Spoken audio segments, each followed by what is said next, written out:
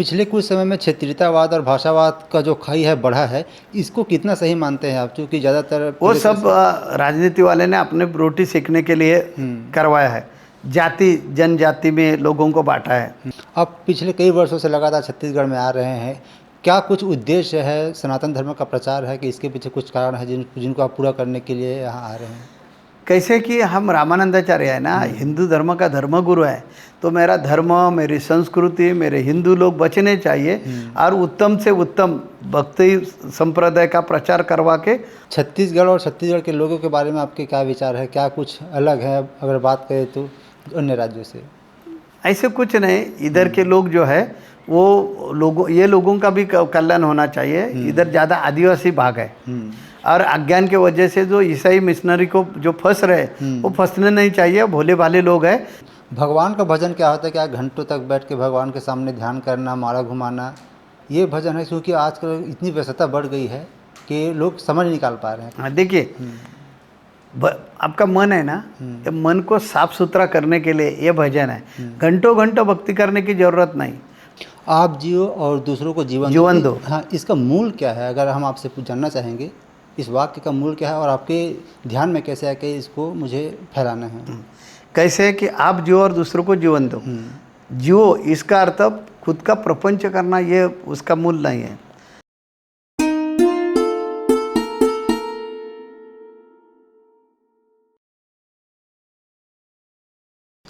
नमस्कार, आप देख रहे हैं TNR न्यूज़ और मैं हूं आपके साथ रुपेश ठाकुर। साथियों, जैसे कि आप जानते हैं कि अब तक हमने आपकी मुलाकात करवाए हैं नेता, मंत्री, विधायक और सांसदों से, और साथ ही अलग अलग जो क्षेत्र के स्पेशलिस्ट हैं उनसे। लेकिन आज जो हमारे साथ मेहमान है वह बेहद खास है। जी हाँ, हम बात कर रहे हैं जगत गुरु स्वामी नरेंद्राचार्य जी महाराज की।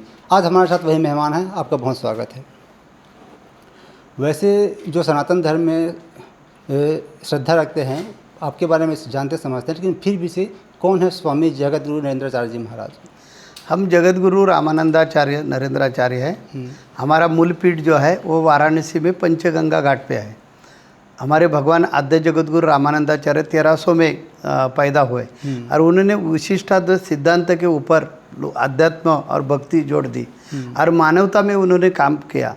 जो उन्होंने 1300 साल में जो अपना हिंदू धर्म है उसका जो इस्लामीकरण हो रहा था उन रोकने का काम उन्होंने किया।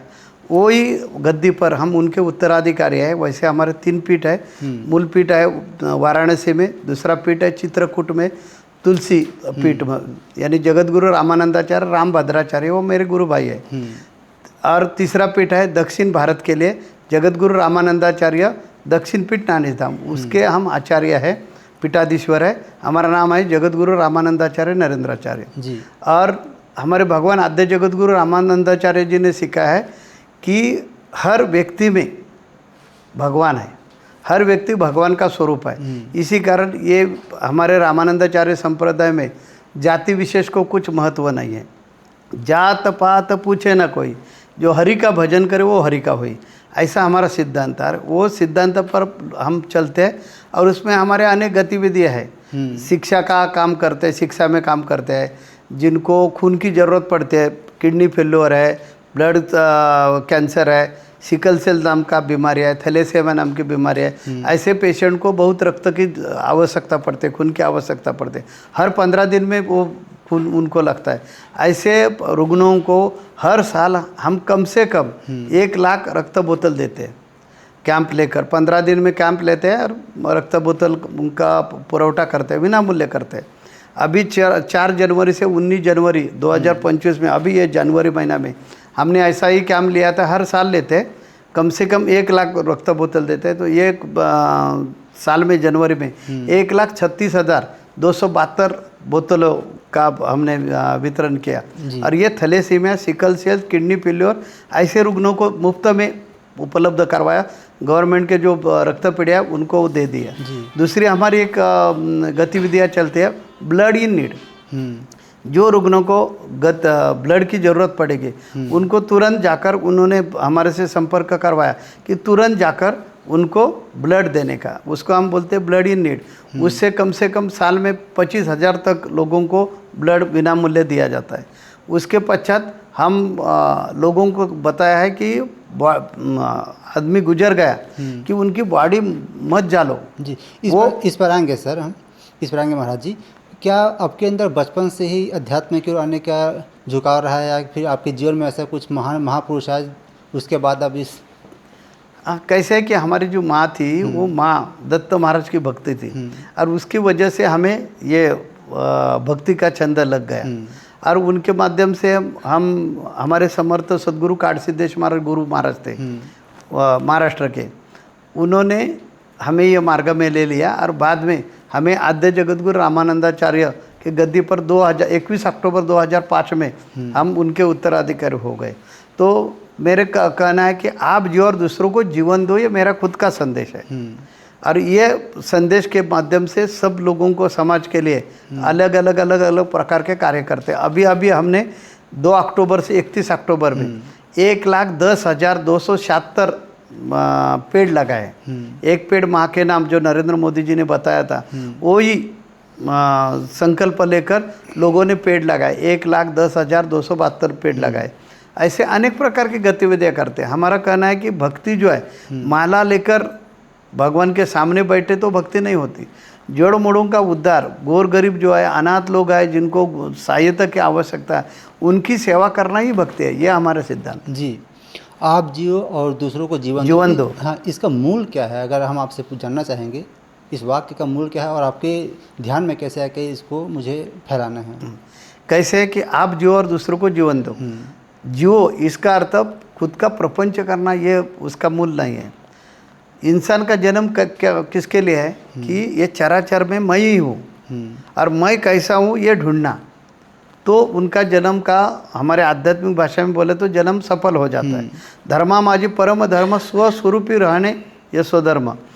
खुद का धर्म क्या है कि मैं कौन हूँ, जन्म का मूल क्या है, ये ढूंढना।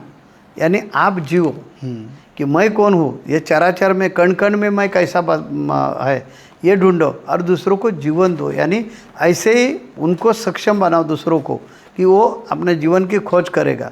मेरा कहना है कि कण कण में भगवान है, अणु रेणु देव है, नरेंद्र मणि शोधुन पाए। मेरा अभंग है, ये मराठी में है। हम महाराष्ट्र से ज़्यादा आते हैं ना, इसी कारण मराठी बीच बीच में आती है, तो समझ कर लेना चाहिए, हमारा भाव समझ कर लेना चाहिए। तो उसमें मैंने बताया कि कण कण में भगवान है, और सब प्राणी मात्रों में, सब जीव सृष्टि में भगवान ही बसा रह गया है।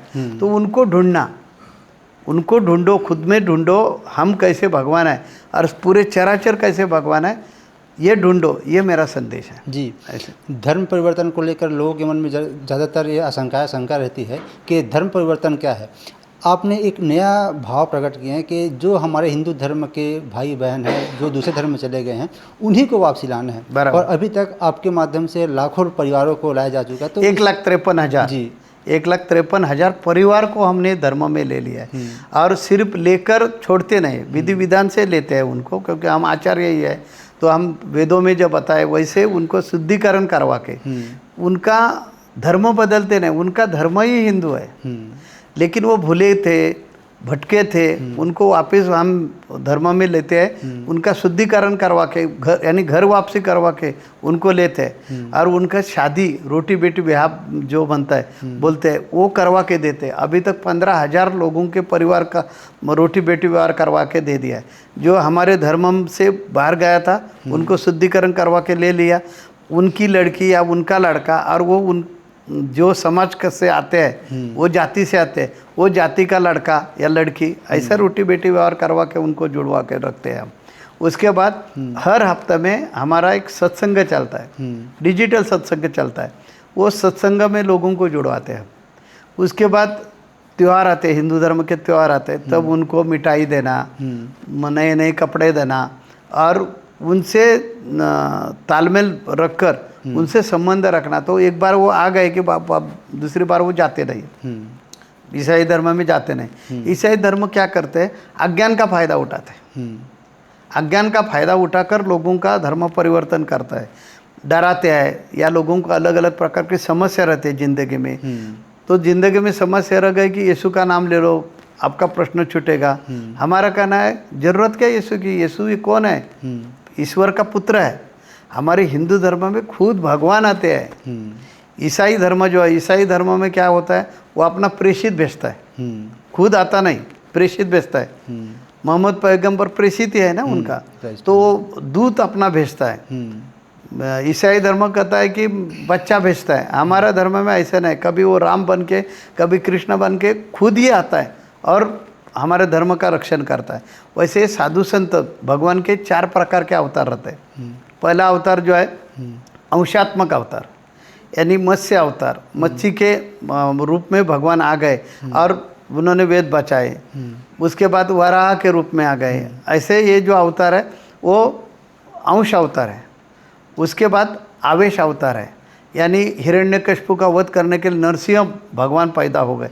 आज भी कभी कभी हमारे ऊपर जब प्रसंग आते तो भगवान आवेश के रूप में आता है और लोगों को बचाते, वो आवेश अवतार है। तीसरा प्रकार है पुरुषोत्तम अवतार, यानी खुद भगवान राम जी के, कृष्ण के, परशुराम के अवतार में आ गए, ऐसे आ गए, ये तीसरा प्रकार। चौथा प्रकार है कि नित्य अवतार, यानी भगवान साधु संतों के रूप में आता है और लोगों को अपना धर्म सिखाता है, अपनी संस्कृति सिखाता है। ये जो अभी धराधाम पर हमारे जितने साधु संत है, ये भगवान का ही स्वरूप है।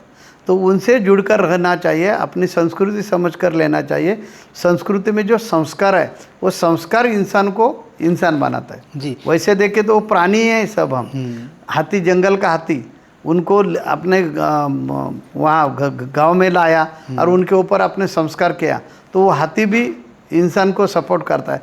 वैसे जो इंसान है हमारे संस्कृति में, वो संस्कार करवा के उनको मनुष्य बनाया, इंसान बनाया। वैसे देखें तो 4 प्रकार के नर हमारे में ही रहते। हम बंदर भी हो सकते हैं, हम दानव भी हो सकते हैं, हम इंसान भी हो सकते हैं और हम भगवान भी हो सकते हैं। इसीलिए जो अच्छे विचार है, संस्कार जो है, वो हमारे में संस्कार अच्छे आ गए कि हम भगवान हो सकते हैं। जी।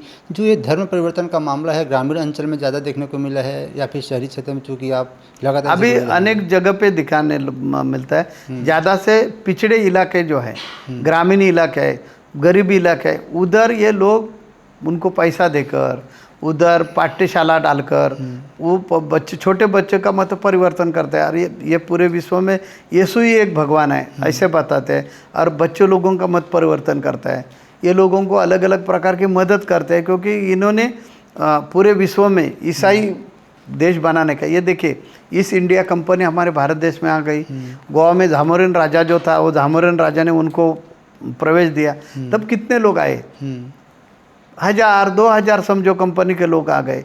तो ये 1000-2000 लोग जो है वो हमारे देश पर 150 साल राज्य नहीं कर सकते। वो राज्य करना चाहे और ये पूरी भारत देश अपने कब्जे में रखना चाहिए। इसी कारण उन्होंने पादरी यानी धर्मगुरु लाए। और ये धर्मगुरु ने क्या किया, हमारे अज्ञान का फायदा उठाया। हमारा धर्म कर्मठ था, ये कर्मठ था, इसी कारण उन्होंने पाव बटर कुएं में डालने का, वो पानी पिया कि लोगों ने अरे ये हमारे धर्म से बाहर गया, धर्म से बाहर गया। मुस्लिम लोगों ने यही किया, ऐसे मुस्लिमीकरण किया। तो तब हमारे जो आचार्य लोगों ने काम करना चाहिए था वो नहीं किया। अभी जो मैं कर रहा हूँ वैसे काम करना चाहिए। जात पात कुछ नहीं है, जो भगवान का नाम लेता है वो भगवान है। आप कभी भी शुद्ध नहीं और कभी भी अशुद्ध नहीं। ये जो ऐसे क्या बोलेंगे, प्रगल्भता से जो बोलना चाहिए, जोर से जो बोलना चाहिए था और लोगों में जाकर मिलना चाहिए था, वो हमारे आचार्य लोगों ने किया ना। इसी कारण ये धर्म का हमारा खंडन हो गया है। अभी हम क्या कर रहे हैं, वही कर रहे हैं कि पिछड़े इलाके में जा रहे हैं। आज हम यहाँ आ गए हैं, छत्तीसगढ़ में आ गए, कल हमारे कार्यक्रम है। वो कार्यक्रम क्या है कि लोगों के निजी प्रश्न सुनना और उस पर मार्ग बताना। तो कल लोग मुझे निजी, मैं ऐसे ही भारत भ्रमण करता हूँ, क्योंकि वो बहाने से लोग मुझे आकर मिलते हैं। और लोगों को जब हम समझाते हैं कि इधर उधर जाने की ज़रूरत ना, तुम खुद ज़िंदगी के सूत्रधार हैं। ज़िंदगी में प्रॉब्लम क्यों आते हैं, हमें अच्छी तरह से निर्णय लेने को आते नहीं है। हमारे अंतःकरण में भगवान ने जो शक्ति दी है, वो शक्ति का उपयोग हमें करने को आता नहीं। इसी कारण हम भक्ति करो। भक्ति किया कि आप में संयम बढ़ जाएगा, हमारे में दृढ़ता आ जाएगी, हमारे में खिलाड़ू वृत्ति आ जाएगी, हमारे में नेतृत्व गुण आ जाएगा। ऐसे अनेक प्रकार के चीज़ हमारे में डेवलप हो गई कि हम हमारे खुद के डिसीजन ले सकते हैं। उसके लिए भगवान की ज़रूरत नहीं है। भगवान हमें दुख भी नहीं देता और भगवान हमें सुख भी नहीं देता। सुख और दुख हम हमारे हाथों से मिलवाते। इसी कारण आपके आंख विज्ञानवादी रखो, आपका मन अध्यात्मवादी रखो और बुद्धि वास्तववादी रखो। यानी स्थल काल परिस्थिति से आप डिसीजन ले लो। डिसीजन लेने के लिए आप में जो अंदरूनी शक्ति है वो जागृत करो। भक्ति वो शक्ति जागृत करती है। वो शक्ति जागृत हो गई कि आप में संयम आ गया तो उतावलीपन या बच्चेपन निकल जाएगा। आप में दूरदृष्टि आ गई तो हर चीज़ करते समय ये चीज़ मैंने ये डिसीजन मैंने ले लिया तो उसका असर क्या हो जाएगा वो आप सोच समझ कर निर्णय करेंगे। इसलिए भक्ति करने का ये लोगों को हम समझाते हैं, लोगों के प्रश्न सुनते हैं और हमारे आचार्य जैसी व्यक्ति हमारे में आती है तो लोगों को ज़्यादा अप्रूप लगता है, लोग नज़दीक आते हैं। ऐसे मैं धर्म का संगठन और संवर्धन करने का काम कर रहा हूँ। छत्तीसगढ़ में लगातार बीच बीच में घटना सामने आती रही है कि धर्म परिवर्तन का धर्म पर खेल चल रहा है, राजनीति के आड़ में इसको संरक्षण मिल रहा है। तो यहाँ के लिए आपके पास क्या कुछ प्लान है, योजना है? पिछले दफ़ा हम आए थे तब इधर भी घर वापसी करवा के ले लिया ना, 359 परिवार को हमने धर्म में ले लिया। और मैं धर्मगुरु है, मेरा हिंदू धर्म का धर्मगुरु का अधिकार है। ये हमारे हाथों में ध्वज नहीं है, ये धर्मदंड है। तो उनको दंडित करने का या धर्म में लेने का मुझे अधिकार है और वो अधिकार से हम आपको इधर छत्तीसगढ़ में दिखेगा कि धर्म परिवर्तन को रोक लगाया है, ऐसे दिखेगा। हमारा प्रयास चालू है और ऐसे प्रयास करवा के ये धर्म परिवर्तन को रोक देने लगाने का प्रयास करेंगे। आपके माध्यम से हमें शासन यानी गवर्नमेंट से भी मांग है कि हमारे शाला कॉलेज जो है वो ग्रामीण इलाके में डालो और उधर वेद विज्ञान सिखाओ। आज ईसाई मिशनरी क्या करते हैं, ये मिशनरी के जो स्कूल चलाते हैं उनको गवर्नमेंट फंड देते हैं और हमारे वेद विज्ञान जो शाला है उनको फंड देते हैं। तो वो जब गवर्नमेंट ऐसे कदम उठाएगा, क्योंकि गवर्नमेंट ने ये करना चाहिए, निधर्मी सरकार है हमारा, ये भारत देश निधर्मी है। ईसाई लोगों का लागन चालन चलता है, मुस्लिम लोगों का लागन चालन चलता है। तो गवर्नमेंट ने ये हिंदू लोगों का ये नहीं करना चाहिए, संरक्षण नहीं करना चाहिए, उनका जो न्याय हक है वो बचाना चाहिए। तो स्कूल में वेद विज्ञान स्कूल चलाना चाहिए, उसमें हमारी संस्कृति, हमारे संस्कार, हमारी राष्ट्रीयता ये सिखाना चाहिए। क्योंकि ये जो हिंदू धर्म है ना, यही हिंदू धर्म पूरे राष्ट्र को बचाएगा। क्योंकि ये जो लोग आ गए उनको ईसाईकरण करवा कर दूसरे दुनिया को जोड़ने का काम ये ईसाई मिशनरी लोग कर रहे हैं। जी, साधु संत की ये लंबे समय से मांग रही है कि भारत को हिंदू राष्ट्र घोषित कर दिया जाए, क्योंकि भारत अनेकता में एकता इसी नाम से इसकी इतनी खूबसूरती है। अगर हिंदू धर्म कर दिया जाए तो जो बाकी संप्रदाय पे जो खूबसूरती है वो तो फिर कम हो जाएगा। मेरा तो संदेश है, हिंदू धर्म खतरे में है। हम 2005 में उत्तराधिकारी हो गए जगत गुरु भगवान रामानंदाचार्य से, तब से मैं घोषणा दे रहा हूँ हिंदू धर्म खतरे में है। देखिए पूरे विश्व में एक हिंदू राष्ट्र दिखाइए, एक भी हिंदू राष्ट्र नहीं है। नेपाल था वो भी अभी सेकुलर हो गया, हम तो सेकुलर ही है। बुरी बात यह है कि हम सेकुलर बोलते हैं, इलेक्शन आ गए कि हमें हिंदू बराबर समझता है, ईसाई बराबर समझता है, मुस्लिम लोग समझते हैं। हम हिंदू लोगों ने क्या करना चाहिए, खुद की वोट बैंक बनाना चाहिए, तब ये शासन जो है ना हमारे ऊपर ध्यान दे देगा। और महाराष्ट्र में मैं ये प्रयत्न करवाया और ये विधानसभा का जो इलेक्शन आ गया उसमें चित्र बदल कर दे दिया।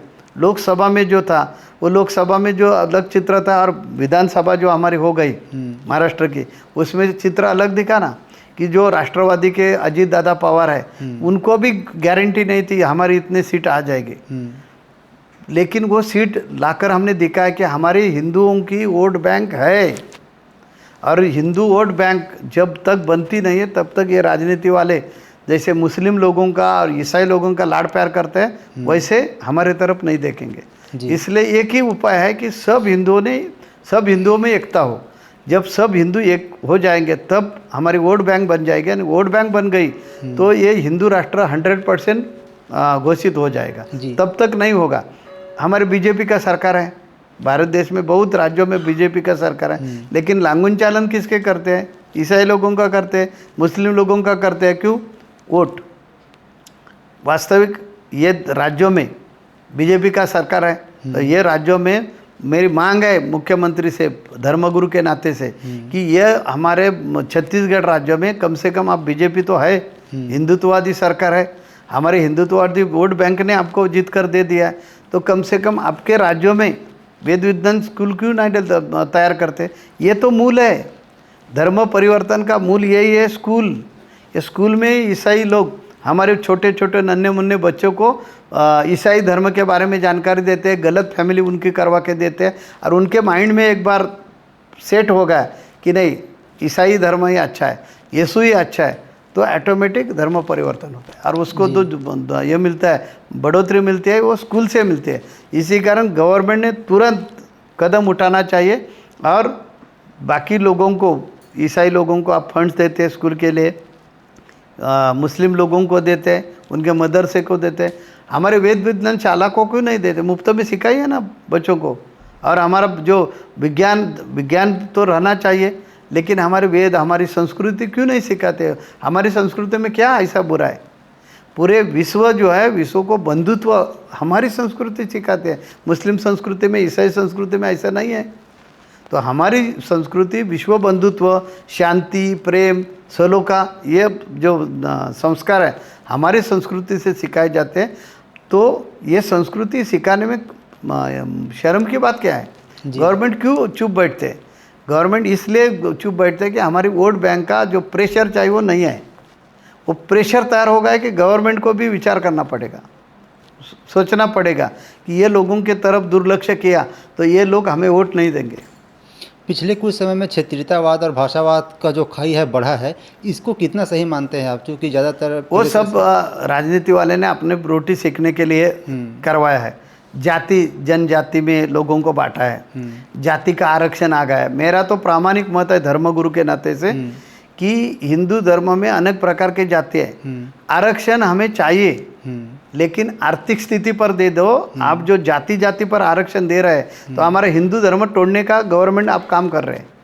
और हम जाति जाति में लड़ाई झगड़ा करवा के, जैसे सुंद उपसुंद थे, वो जैसे आपस में लड़ाई झगड़ा करवा के मर गए, वैसे हम जो पूरे विश्व में सिर्फ भारत देश में हिंदू है उनको तोड़ने का काम शासन करता है, ऐसा मेरा कहना है। इसी कारण हमें ये ऐसे जाति पर आरक्षण नहीं चाहिए, हमें आरक्षण आर्थिक स्थिति पर दे दो ना। हिंदू धर्म पे कौन से का जाति का हो, लेकिन वो इंसान है ना, तो इनको आर्थिक परिस्थिति पर आरक्षण दे दो। वो मराठा हो या पंडित हो या शेड्यूल कास्ट का हो या अलग अलग जनजाति का हो, उनकी परिस्थिति गरीब है, वो इंसान है, उनको जीने का अधिकार है, उनको सुख मिलवाने का अधिकार है। वो अधिकार आप क्यों छीनते? ये जात पात का आरक्षण करवा के। तो ये जात पात का आरक्षण आपने बंद करना चाहिए या मर्यादित रखो और आर्थिक परिस्थिति से उनको आरक्षण दे दो। हम संविधान मानते नहीं, ऐसे नहीं। हमारे डॉक्टर बाबा साहेब आम्बेडकर जी ने संविधान में ये व्यवस्था की, वो अच्छी व्यवस्था की, करनी ही चाहिए थी। लेकिन अभी क्या है परिस्थिति कि ऐसे लोग हैं कि जो लोगों को आरक्षण मिला है उनके परिवार बड़े हो गए और बाकी उनके समाज के लोग जो है वो जैसे आए वैसे ही है। एक फैमिली आगे आ गई तो उन्होंने अपने नाती पोती उन पर ही उसका असर दिख रहा है और वो आगे आ रहा है। लेकिन वही जाति का दूसरा परिवार का आदमी जो है उनका जो जैसा है वैसे ही है जी। इसी कारण ये आरक्षण पूरा निकालने की ज़रूरत है क्या? बिल्कुल नहीं। वो आरक्षण जैसे है वैसे आप रखिए, ज़रूर रखिए। हम संविधान का भी सम्मान करते हैं।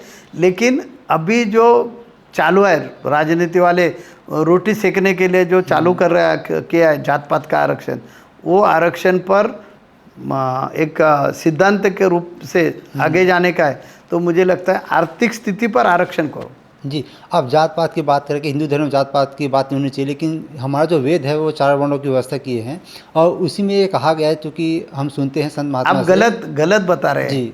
हमारे वेदों में ऐसा नहीं है। हमारी जो वर्ण व्यवस्था है वो वर्ण व्यवस्था है जो हम पहले ज्ञान देने का काम करते थे। इसी कारण पंडित यानी ब्राह्मण जो ये टोलियों का रक्षण कर सकता है वो क्षत्रिय, वो कौन से भी जात का हो वो क्षत्रिय। जो व्यापार उद्यम में सक्षम है वो वैश्य, और जिनको कुछ नहीं आता वो सेवा ही कर सकते हैं उनको शूद्र बोला है। ऐसे वर्ण व्यवस्था थे, जात व्यवस्था नहीं।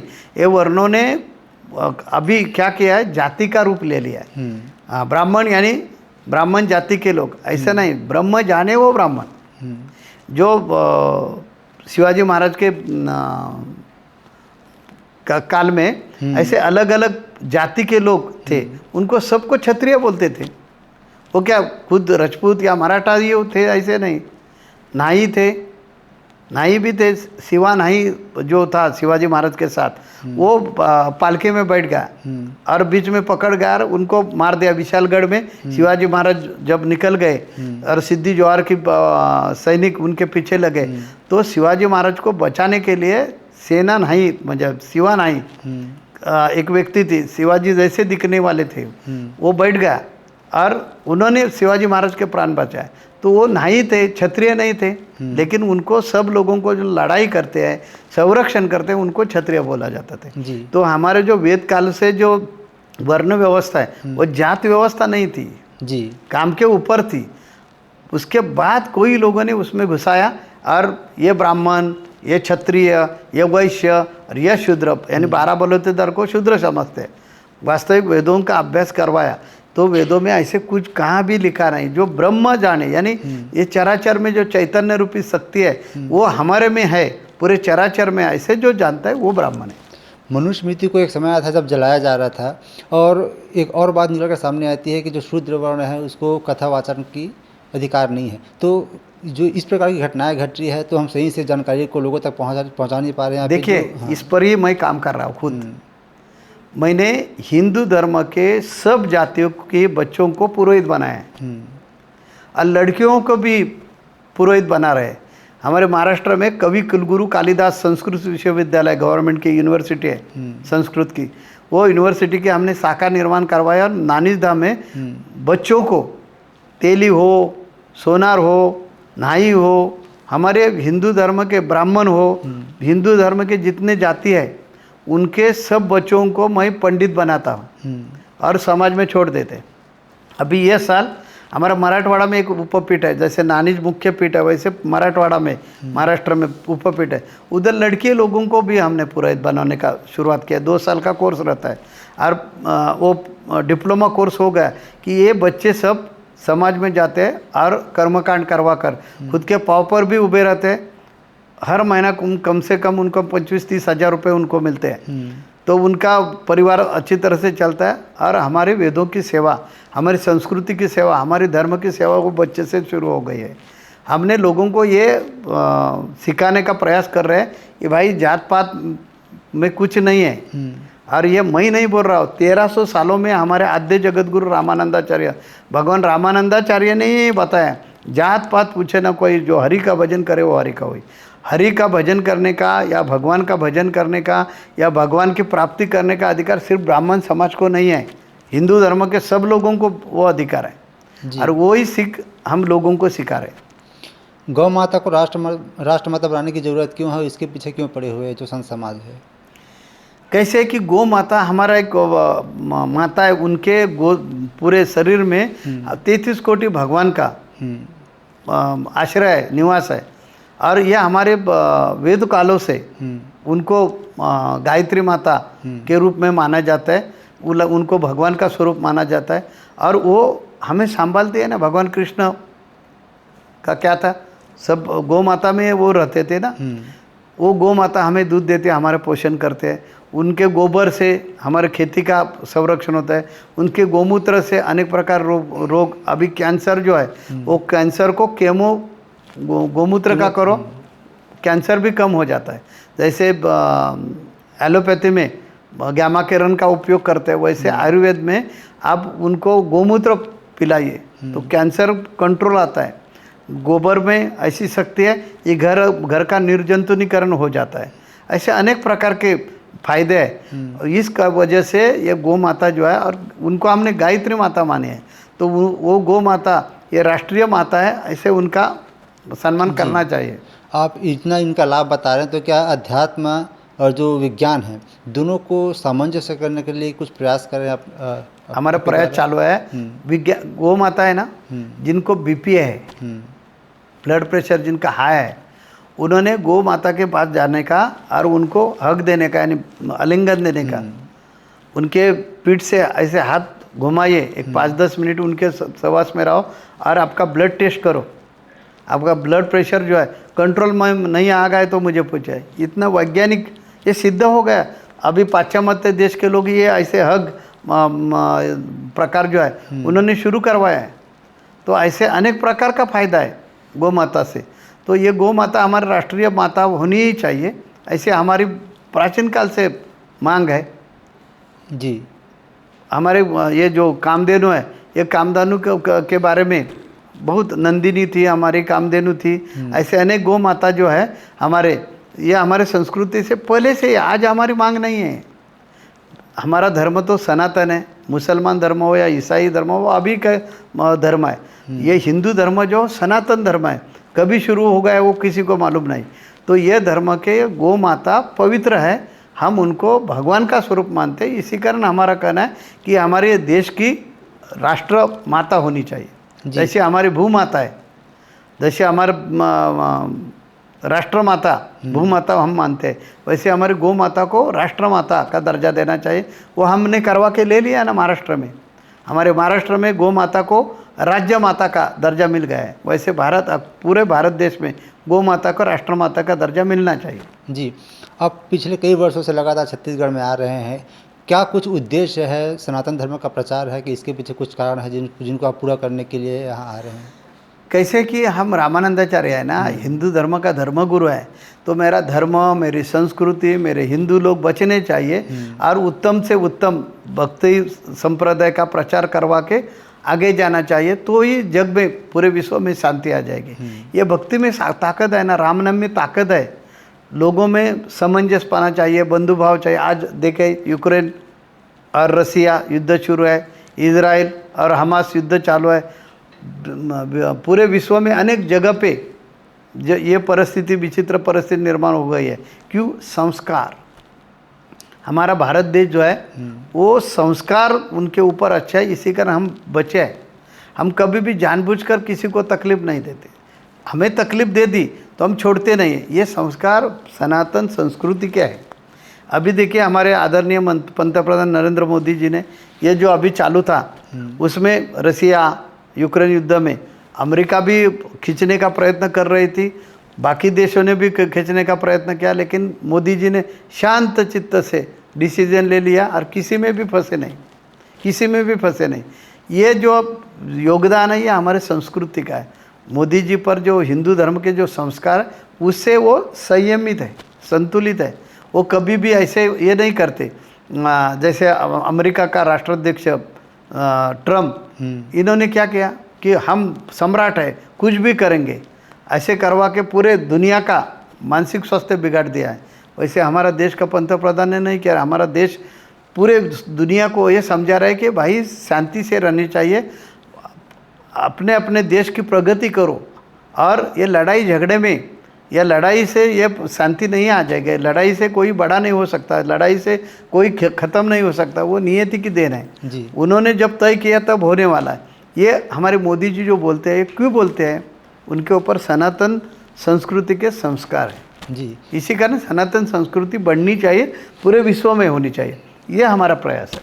छत्तीसगढ़ और छत्तीसगढ़ के लोगों के बारे में आपके क्या विचार है? क्या कुछ अलग है अगर बात करें तो अन्य राज्यों से? ऐसे कुछ नहीं, इधर के लोग जो है वो लोगों का भी कल्याण होना चाहिए। इधर ज़्यादा आदिवासी भाग है और अज्ञान के वजह से जो ईसाई मिशनरी को जो फंस रहे, वो फंसने नहीं चाहिए। भोले भाले लोग हैं, ये भोले भाले लोगों का अज्ञान का फायदा उठाना नहीं चाहिए। इसी कारण हमारे गतिविधियाँ ज़्यादा चालू है कि भाई आप सनातन हैं। हम कोई भी ईसाई लोगों को हिंदू धर्म में लेते नहीं, कोई मुस्लिम लोगों को हम हिंदू धर्म में लेते नहीं, लेकिन जो हमारा भाई है और भूला है, भटका है, तो उनको धर्म में लेना मेरा फर्ज है। इसी कारण तो धर्मदंड मेरे हाथों में है और ये लोगों का कल्याण होना चाहिए, ये लोग संगठित होना चाहिए। हमारे हिंदू धर्म में अनेक जाति है, लेकिन संगठित करने का काम हमारे साधु संतों का है और वो उन्होंने करना चाहिए, भक्ति के माध्यम से करना चाहिए, अध्यात्म के माध्यम से करना चाहिए। उनको धर्म संस्कृति के बारे में शिक्षा देना चाहिए, ये मेरा प्रयास है और ये प्रयास करने के लिए हम आते हैं। हमारे एक मित्र हैं दुर्गेश चंद्राकर, उनका ये सवाल है कि वे आस्तिक है, भगवान का पूजा पाठ करते हैं, भगवान को मानते हैं, लेकिन उन्हें एक मन में शंका है कि भगवान होते हैं कि नहीं होते हैं। तो कैसे पता चलता है कि भगवान है कि नहीं है और हमारे साथ एग्जिस्ट करते हैं? देखिए कि पूरे चराचर में भगवान के अलावा कुछ नहीं है। हमारा वेद कहते हैं कि भगवान ही शाश्वत है और हमारे वेदों के संदेश है तत्वमसि, यानी ये जो चराचर में जो चैतन्य रूप की जो शक्ति है वो आप ही है, हमारा दूसरा वेद बोलता है अहम ब्रह्मास्मि, यानी हम सब लोग मिलकर ही भगवान है, परमात्मा है। विज्ञान के रूप में आपको समझाते हैं। विज्ञान ऐसे कहते हैं कि दो अणु एकत्र आ गए कि एक रेणु तैयार होता है, और असंख्य रेणु एकत्र आ गए कि एक चीज़ तैयार होती है, वस्तु तैयार होती है। तो दो अणु को एकत्र लाने वाली जो शक्ति है ना, वो चैतन्य है। वो चैतन्य, वो ही परमेश्वर है। भगवान पूरे कण कण में है, पूरे चराचर में फैला हुआ है। आप में भी है, मेरे में भी है, इधर भी है। भक्त प्रहलाद को पूछा ना कि बोलो ये आपके खंबे में भगवान है क्या? तो भक्त प्रहलाद बोले हाँ, क्यों नहीं, इसमें भी है। और हिरण्यकशिपु ने उसके ऊपर लात मारी और तोड़ दिया, बीच में नरसिंह रूप धारण करवा के वो आ गए। तो ऐसा है भगवान जो है, भगवान आप क्या समझते हैं कि उनको बांसुरी हाथों में है, उनके हाथों में धनुष्य बना है, उनको भगवान बोलने का कहा नहीं। भगवान कृष्ण ने गीता में भी ये बताया कि अर्जुन आप मुझे जो देख रहे हैं ये मेरा शरीर है, इसमें राम है, और राम को ढूंढो। यही हमारा आत्मज्ञान का सिद्धांत है कि पूरे चराचर में जो चैतन्य है वही भगवान है, और वो भगवान सब चराचर में फैला हुआ है। आपको देखने की जो क्षमता है ना, वो अध्यात्म सिद्ध करते हैं। आपकी जो दृष्टि है, आप चर्म चक्षु से देखे तो नहीं दिखेगा ना, इसीलिए आपके ज्ञान चक्षु प्रभावित होना चाह रहे। ये ज्ञान चक्षु हमारे में जो सत्व गुण है वो जब तक बढ़ता नहीं तब तक नहीं खुलेगे जी। हमारे में रजोगुण है, हमारे में तमोगुण है, हमारे में सत्वगुण है। आपको गुस्सा क्यों आता है? क्योंकि हमारे रक्त में ऐसे हार्मोन्स है। हमें दया क्यों आते हैं? हमारे रक्त में जब, हमारे खून में जब ऐसे हार्मोन्स तैयार हो जाते हैं तब हमें दूसरे की दया आते हैं, तब हमें दूसरे के बारे में कणव आते हैं, करुणा आते हैं। तो ये ब्लड में जो सेल है इसमें ही ये सब छुपा हुआ है। और हमारी भक्ति क्या करते हैं, ये सेल सुधारने का काम करते हैं। और सात्विक सेल जो है वो ज़्यादा जब बढ़ जाते हैं तब हमें दूसरे के बारे में करुणा आती है, और हम बोले ना आप जियो और दूसरों को जीवन दो, तो तब कार्य आपके हाथों से हो जाते हैं। जी। भगवान का भजन क्या होता है? क्या घंटों तक बैठ के भगवान के सामने ध्यान करना, माला घुमाना, ये भजन है? क्योंकि आजकल इतनी व्यस्तता बढ़ गई है कि लोग समझ नहीं निकाल पा रहे हैं। हाँ देखिए, आपका मन है ना, ये मन को साफ सुथरा करने के लिए ये भजन है। घंटों घंटों भक्ति करने की ज़रूरत नहीं। मैंने कहा है कि सिर्फ 10 मिनट निकालो, लेकिन एकाग्रता से करो। अनेक भगवान पूजने की ज़रूरत नहीं, एक ही भगवान पकड़ो, क्योंकि ये सब 33 कोटि भगवान जो है वह हमने तैयार किया है। वास्तविक भगवान अदृश्य है, गतिमान है, अव्यक्त है, अविनाशी है, निरंजन है, निरावलंबी है, चिरंजीव है। वो भगवान हम ढूंढ नहीं सकते, ये इतने हमारे में क्षमता नहीं है, क्योंकि हम बद्ध जीव हैं। बद्ध, उसके बाद हमारे आगे विकास हो गया कि हम मुमुक्षु बन जाते हैं, मुमुक्षु से हम आगे गए कि साधक बन जाते हैं, और साधक से हम ज़्यादा सात्विक हो गए कि सिद्ध हो जाते हैं। तब हमें मालूम होता है अरे पूरे चराचर में भगवान है, तब तक नहीं हो गए। तो ये जो हमारा मन है ना, मन को साफ सुथरा करने के लिए मन की कसरत है भक्ति। वो कसरत घंटों घंटे लेने की ज़रूरत नहीं, 8-10 मिनट बहुत हो गया, लेकिन ये 8-10 मिनट में आप एकाग्र हो जाइए। आपके पास बंदूक है, उसमें गोलियाँ है, बाहर हर क्षण में आपने गोली झाड़ दी तो पड़ेगा नहीं। जिन पर आपको गोली ये करने का है वो आपके हाथों से मिलेगा नहीं। उसके लिए नेम पकड़ना पड़ता है। वो नेम जो है यानी भक्ति जो है, वो भक्ति करवा के हमारा मन विकसित करो, एकाग्र करो। इसके लिए घंटों घंटा भक्ति की ज़रूरत ही नहीं, क्योंकि हमारा मन इतना चपल है। आज पूरे विश्व में प्रकाश लहरी, विज्ञान कहते हैं हमारे प्रकाश लहरी वेगवान शक्ति है, उससे भी हमारा आध्यात्म शास्त्र बोलते हैं वो प्रकाश लहरी जितने स्पीड से जाते हैं ना, उससे ज़्यादा स्पीड से हमारा मन भागता है। तो ये मन जो है, मन को कंट्रोल करने के लिए ये भक्ति है। नवविधा भक्ति बोले हमारे रामानंदाचार्य ने, श्रवण, कीर्तन, अर्चन, वंदन, दास्य, सख्य, विष्णु स्मरण, पाद सेवन और आत्मनिवेदन, ऐसे 9 प्रकार की भक्ति है। आपको जब टाइम मिलेगा, हम क्या बोल रहे हैं, हमारा सिद्धांत क्या है, आपको जब टाइम मिलेगा तब टाइम निकालो और मन की कसरत करो। क्योंकि जैसे हम कपालभाति करवा के हमारा पेट जो फुला हुआ है उनको दबाते हैं, वैसे हमारा जो मन है, अंतर्मन और बहिर्मन, उनको जब तक एकाग्र करते नहीं हैं तब तक आपके मन को शांति नहीं आएगी, आपके अंतःकरण में जो संयम नाम की शक्ति है वो बढ़ेगी नहीं, आप में जो खिलाड़ू वृत्ति है वो बढ़ेगी नहीं, आप में नेतृत्व करने का गुण है वो बढ़ेगा नहीं। इसी कारण मन की कसरत की आवश्यकता है। घंटों घंटा करने की ज़रूरत ना, अपना पहला काम धंधा करो। ये ज़िंदगी आनंद मिलवाने के लिए है। इंसान का जन्म क्यों मिला है? आनंद लेने के लिए है ना। तो ज़रूर आनंद ले लो, लेकिन आनंद लेते समय वो सही मायने में आनंद आपको लेना आना चाहिए। क्योंकि बहुत लोगों को आनंद मिल गया कि उनके पाँव ज़मीन से उठ जाते हैं और घमंड आते हैं। तो ये घमंड नहीं आना चाहिए, हमें संयमित रहना चाहिए। इसी कारण हमारे वेदों शास्त्रों ने आपको भक्ति करने के लिए बोले हैं। और ये भक्ति कभी भी करो, लेकिन करो दिन में 10 मिनट कम से कम मन की कसरत करो, तो ज़िंदगी में हर एक निर्णय लेने की क्षमता आप में बढ़ जाएगी। प्रेम एक सात्विक चीज़ है। ये नियम कानून से या फिर सीमा से मर्यादा से परे रहते हैं। जब दो व्यक्ति प्रेम में आते हैं तो इसको अगर धर्म के हिसाब से देखा जाए तो इसको लव जिहाद कहा गया है। तो लव जिहाद के नाम पर इसको परिभाषित करना कितना सही मानते हैं? कैसे है कि मुस्लिम लोग जो है, ये मुस्लिम लोगों का कैसा चालू है कि हमें पूरे विश्व में मुस्लिम कंट्री करने का है। ईसाई लोगों का क्या चल रहा है? पूरे विश्व में ईसाई लाने का है।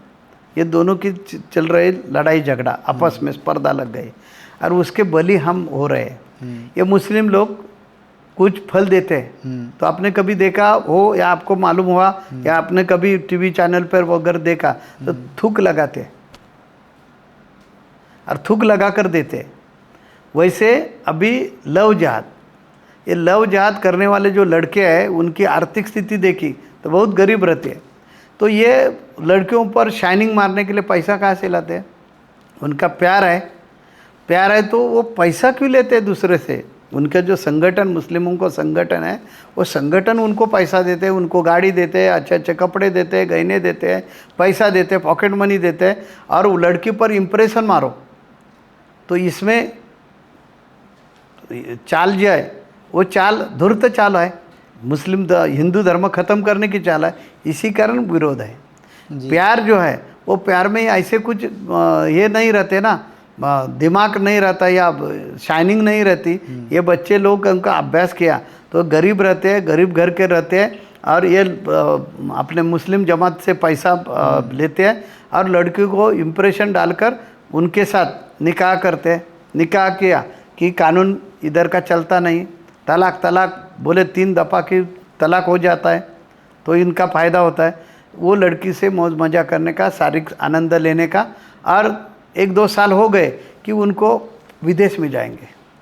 उनको लगता है कि विदेश में जाकर मुझे कुछ अच्छा, मेरी ज़िंदगी जो है वो बसाना पड़ता है, यानी वो मेरी ज़िंदगी जो अच्छी करेगा, ऐसा उनका ख्वाब रहता है लड़की का। और वो उधर जाकर अरबी लोगों को बेचकर आता है। ये क्या प्यार है? क्या प्यार में आखिर तक उन्होंने उनको साथ देना चाहिए, वैसे करते नहीं ना। इसी कारण लव जिहाद को विरोध है। जो धर्म को नहीं मानते हैं वे लोग धर्म को अफीम कहते हैं। क्या वाकई में धर्म अफीम के समान काम करता है कि लोग को अंधा बना देता है? धर्म मानना ही चाहिए ना। पूरे विश्व में आपने देखा तो धर्म के अलावा कुछ नहीं है। आज इजराइल देश है, इजराइल देश के अगल बगल के देश दुश्मन क्यों है? क्योंकि वो यहूदी है। बाकी लोगों का क्या बिगाड़ा है? कुछ नहीं बिगाड़ा। लेकिन ये हमारे मुस्लिम हैं, इस कारण हम सब मुस्लिम कंट्री इकट्ठे आ जाएंगे। पाकिस्तान पर हमारे भारत देश ने करारा जवाब दे दिया। तुर्की का काम क्या था? तुर्की को क्या हमने तकलीफ दी थी? कुछ नहीं दी थी। पहलगाम का अभी जो युद्ध हो गया तो तुर्की का हमने क्या बिगाड़ा था? कुछ नहीं बिगाड़ा था। लेकिन वो पाकिस्तान मुस्लिम देश है, इसी कारण तुर्कस्तान भी मुसलमान देश है ना, इकट्ठा आ गया। धर्म कहाँ नहीं आता है? हर चीज़ में धर्म आता है। तो धर्म पालना ही चाहिए। धर्म आपने पाला नहीं तो रक्षण आपका धर्म नहीं करेगा। ऑर्गेन डोनेशन का एक बहुत बड़ा प्रयास आपने शुरू किया है, इसमें आपको सफलता भी मिल रही है, तो कितना ज़रूरी है और क्या कुछ कहना चाहेंगे इसके ऊपर आप? ऑर्गन डोनेट करना चाहिए। हमने जैसे बॉडी डोनेट करते हैं, 156 बॉडी डोनेट किया अभी तक हमने, 156 इतने बॉडी डोनेट किया है और 86 ऑर्गन डोनेट किया। अभी हमें जनवरी से शुरू करवाया है ये ऑर्गन डोनेट। तो उनकी त्वचा जो है प्लास्टिक सर्जरी के लोग उपयोगी पड़ते हैं। वो गुजर गए कि उनके जो नेत्र है उसका जो पर्दा है वो डोनेट करने के लिए हमने बोला है। तो 86 लोगों ने ये डोनेट किया है। उसका फ़ायदा होता है ना, वो आदमी जाता है मर जाता है, लेकिन वो आपके जो आँखों के जो पर्दे हैं वो देकर 2 लोगों को दृष्टि देकर जाता है। बॉडी डोनेट जो है वो बॉडी डोनेट पर नए नए डॉक्टर तैयार होते हैं ना, तो अलग अलग प्रकार की जो बीमारियां आते हैं उस पर उपाय करने के लिए वो सक्षम बन गए, तो लोगों की जान बचाएगा ना, जिससे करनी आवश्यक है, करना चाहिए। आपका बहुत धन्यवाद, समय निकाले हमारे साथ चर्चा की। जाते जाते हमारे माध्यम से कुछ खास संदेश देना चाहेंगे, खासकर छत्तीसगढ़ की जनता को? छत्तीसगढ़ की जनता को हम ये संदेश देंगे कि हमें मालूम है या मान्य है कि इधर की परिस्थिति थोड़ी गरीब है, शिक्षा का प्रमाण कम है, लेकिन अपना धर्म मत छोड़िए। और ये ईसाई मिशनरी बगले जैसे है, बगला जैसा काम करता है साधु बनकर, और मछली आ गए कि उठा कर लेते हैं, वैसे ये लोगों का काम चालू है। ईस्ट इंडिया कंपनी जो थी उन्होंने 1200, 1300, 1000, 2000 लोग लाए, लेकिन बाद में ये ईसाई मिशनरी ईस्ट इंडिया कंपनी ने क्या किया, अपने पादरी लोग इधर लाए और ये पादरी का मिशन पूरे जाल बिछाया और ये भारत देश को इतना दुबला किया, इतना खोखला बनाया। 150 साल ये इंग्रज लोगों ने राज्य किया, वही उनका उद्देश्य है। और आपको ईसाई बनाकर ये भारत देश कब्जे में लेने का उनका छुपा एजेंडा है, इसी कारण बच के रहिए और अपने धर्म के बारे में जागरूक रहिए। तुम्हारा धर्म कम नहीं है, तुम्हारे धर्म जैसे कोई भी धर्म नहीं है, ये अभी अभी के सब धर्म है। अपना जो धर्म है ये धर्म बंधुता, अहिंसा और शांति ऐसा चाहता है। ऐसे महान संदेश देने वाला ये हिंदू धर्म, पूरे विश्व के पीठ पर एक ही धर्म है, वो हिंदू धर्म है। और ऐसे धर्म में अपने पैदा हो गए हैं, अनेक प्रकार का पुण्य जब हमारे साथ रहता है तब हमें हिंदू धर्म में जन्म मिलता है। देखिए अन्य धर्म में कभी भी भगवान आता नहीं है, लेकिन हमारे धर्म में खुद भगवान इंसान का जन्म मुझे कभी मिलेगा यह प्रयास करता है। वैसे भगवान प्रभु रामचंद्र राजा दशरथ के गोद में आ गए ना। भगवान प्रभु रामचंद्र हम जिनको मानते हैं वो हमारा भगवान है कृष्ण। तो भगवान ये धर्म में जन्म मिलना चाहिए, इसी कारण प्रयास करता है, इसी कारण उपासना करते हैं और ये जन्म ये हिंदू धर्म में मिलना चाहिए ऐसा प्रयास करते हैं। इतना महान ये धर्म है, इसी कारण ये धर्म में आपको कर्म धर्म सहयोग से जो जन्म मिला है वो व्यर्थ मत गवाओ और धर्म के बारे में जागरूक रहो। जी, आपको बहुत धन्यवाद।